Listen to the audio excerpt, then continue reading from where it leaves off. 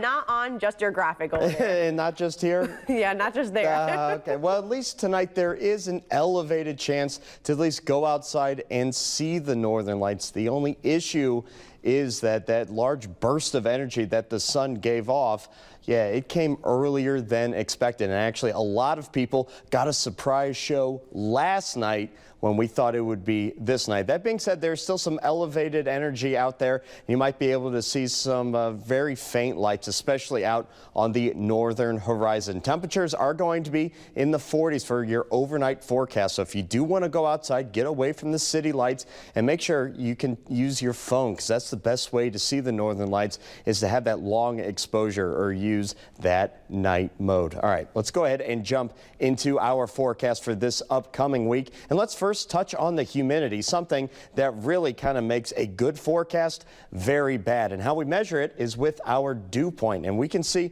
dew points are going to start to spike just a little bit on Tuesday, 58 degrees for that dew point. And anytime the dew point starts to go into the higher 50s and lower 60s especially, that's when humidity really is going to be making a pretty big point in the forecast. Thankfully, this week, we're not going to be seeing overly humid conditions, especially tomorrow. We're going to be dealing with that dry heat and then an uptick in humidity going into Tuesday. And the humidity that we'll see Wednesday and Thursday is mainly going to be caused by rainfall, specifically by some thunderstorms. And as we can see, our heat index values are going to be fairly close to our actual temperature high values. So let's say, for example, tomorrow's high temperature is right around 83, 84 degrees. So that feel like value is going to be almost the same.